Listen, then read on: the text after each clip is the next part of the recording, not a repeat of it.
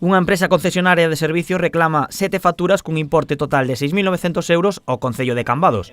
Os recibos foron rexistrados entre os anos 2005 e 2011. Xurxo Charlín amosouse sorprendido de que as facturas estivesen inscritas no rexistro, pero que non consten na contabilidade municipal. Pero o máis sorprendente é que sexan facturas que si estaban inscritas por rexistro, presentadas por rexistro no Concello, e que, pola contra, pois que non conste na contabilidade do Concello, na contabilidade pública. É un proceder, un modus operandi bastante sorprendente, no sentido de que desvirtúa totalmente a contabilidade dos outros exercicios, e aparte xa vemos que xa era unha práctica habitual, porque non é a primeira vez que nos chega. Con estes cargos, Charlín cifra en 380.000 euros as reclamacións feitas ao Concello por facturas emitidas nas legislaturas anteriores.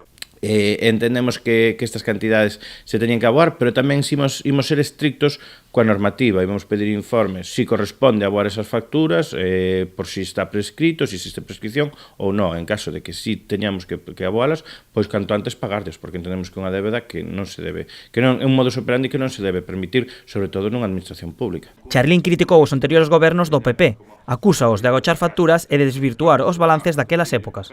E nós entendemos que a obrigación é perante o Concello, non é perante unha organización política en sí. O problema é que o PP entendía que o Concello era a súa casa particular. Nós entendemos que o Concello é a casa de todos e a nosa obrigación é corresponder, digamos, como vos pagadores que ten que ser o pobo de Cambados, pois corresponder con esas débedas que se presentan. Luís Aragunde recordou que no 2012 publicouse o Plan de Pago a Provedores, un real decreto que obrigaba os concellos a pagar as facturas pendentes. Asegura que o seu goberno retribuiu todas as demandas e que se aínda existe algunha é culpa da empresa. Había dúas opcións, unha era pagar voluntariamente ao concello, co cual non te adherías a ese plan, como foi o caso de Cambados. Había fondos suficientes e se pagaron todas as facturas que había pendientes. Si ahora mismo aparece unha factura do 2004 de Espina Delfín, pois a irresponsabilidade é da empresa se non presentou esa factura no 2012. Aragunde considera que esta é unha nova pantasmada de Xurxo Charlín, que amosa que non aprendeu nada nestes 4 anos. O señor Xurxo Charlín debería de coñecer isto. E eu creo que lle están tomando o pelo ao señor Xurxo Charlín, ou o Xurxo Charlín lle está tomando o pelo aos veciños, ou as dúas cousas, que tamén pode ser.